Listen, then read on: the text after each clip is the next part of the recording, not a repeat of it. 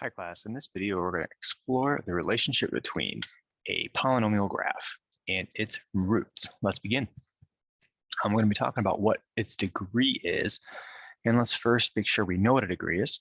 Anytime you have a polynomial, the very highest exponent number, we always call the degree. So even if this were out of place, like it was like 3x minus 3x squared plus 36, the degree would still be 2, of course, because that's the highest exponent. So now let's graph it and explore how many roots it has. Remember that our roots are zeros of a polynomial. So the graph is negative 3x squared. You put this in Desmos as well, so you can follow along. And on Desmos, you can simply click on the x-axis and see where it crosses. And it looks like it crosses in 2 spots. Let me zoom out. Yep, just these 2 spots right here, negative 3 and positive 4. So those are your roots, those are your zeros. So I'm going to write that in a squiggly bracket. Don't write the coordinates. If you're going to write like x, then write x equals negative 3, x equals 4, but leave the coordinates out of it. So how many real roots does it have? Well, real are where you see the actual numbers cross the x-axis, so it's going to be 2.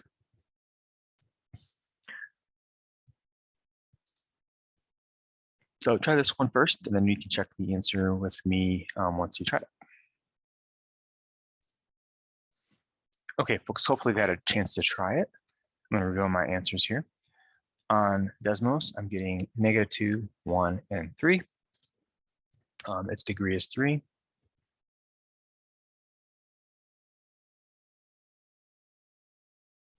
And I'll wrap those in curly brackets.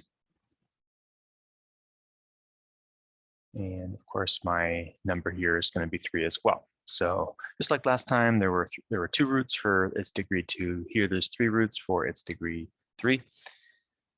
Do you notice a connection yet? If not, try this one here. Pause the video and try it on your own, and you can check it when you unpause it. I'll have the answers after you click unpause. All right, this one is a little trickier. It's got 3 places on the x-axis you see it cross. Now, one of them here kind of touches the x-axis and then moves back away from it. So we have negative 4, 0, and 5. So let's answer this question. Its degree is 4. So I'm going to circle that degree here. That's going to give you 4. It has 3 roots.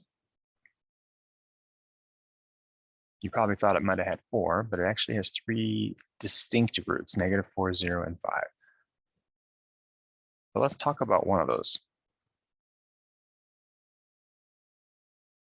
It has 3 real roots, not 4 like you may have thought it would have, but one of those is a double root. Can you tell from the graph which one is different? And hopefully you can tell that it's going to be this one right here, this 5. Let me those. Double roots are roots where it kisses the x-axis, right? It touches it, but doesn't actually go through it. So what you're going to notice here is that it has a minimum at the x-axis, then it turns around and goes back up again. So again, it bottoms out at 5, turns back around, and goes back up again.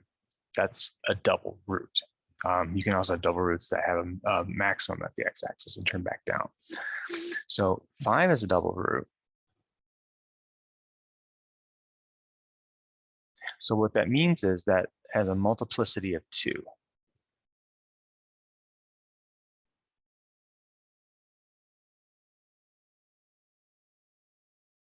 So it counts twice.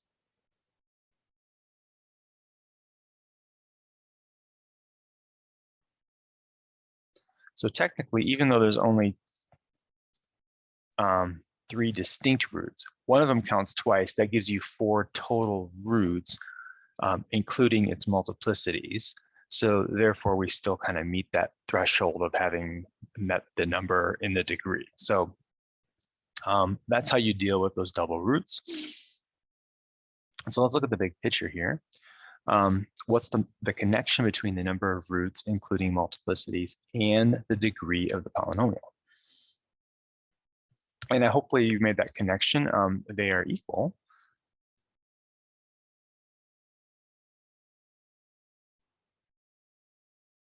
All right, so it should be that whatever the degree is, it should equal the number of total roots. Total roots, not like distinct roots, but total. So including multiplicities, counting double roots, there should be as many as there are the degree. All right, I'm gonna stop this video, and the next video will cover example 4.